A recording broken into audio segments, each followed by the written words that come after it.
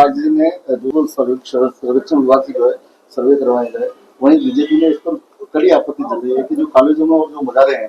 देखो, मैं आपको आपकी जानकारी के लिए बहुत स्पष्ट शब्दों में एक बात कह दूं कि अभी आप महारानी कॉलेज के संबंध में, प्रकरण के संबंध में चर्चा और भी कही है सर। अब वो अभी चर्चा उससे शुरू हुई है। लगभग राजस्थान में आजादी से पहले जितनी रियासतें थी, 1925 के आसपास सभी रियासतों में भू बंदोबस्त हुआ था।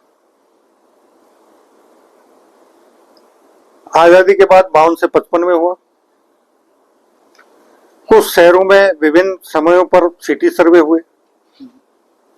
अगर उनमें पहले 1925 के आसपास जो पहला सेटलमेंट हुआ रियासत काल में, या आजादी के तुरंत बाद या आजादी से पहले जिन जिन शहरों में सिटी सर्वे हुआ, उनमें अगर कहीं रिकॉर्ड में इस बात की तायद होती है कि हाँ इस जगह इस प्रकार का कोई मोन्यूमेंट था,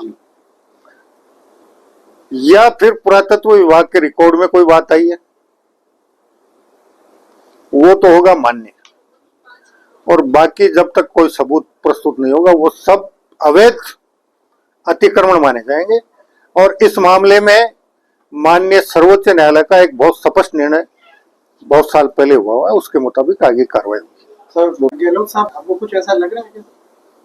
देखिए, क्या होता है, हर व्यक्ति के साथ ये होता है कि उसके जीवन में कुछ इस प्रकार की अनहोनी घटनाएं होती हैं, तो कालांतर में उसके सपने में उस प्रकार की बातें आती हैं, और फिर वो उन सपने की बातों को दूसरे पे लाद कर आम आदमी के सामने प्रस्तुत करता है।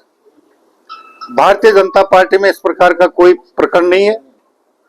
राजस्थान का विधायक दल पूर्णतः एकजुट है।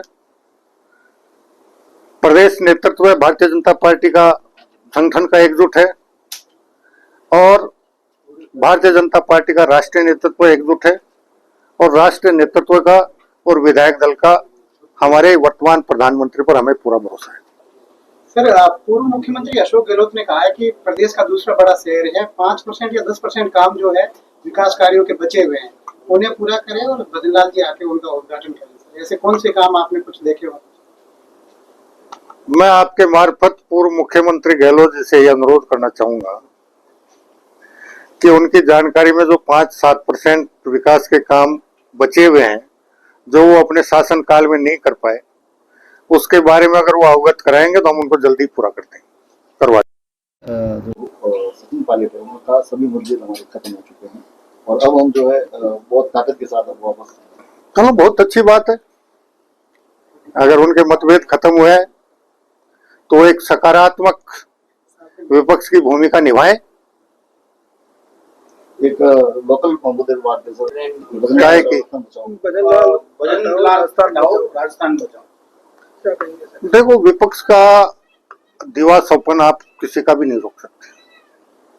आरएल के द्वारा विशेष रूप से कोई भी पार्टी हो भैया, किसी के सोच को आप रोक नहीं सकते। दीवा सपन है, देखने का हक हर किसी को है, और दीवा सपन देकर उसको आम जन के सामने रखने का भी हर किसी को अधिकार है। रखें, कहीं कोई दिक्कत नहीं।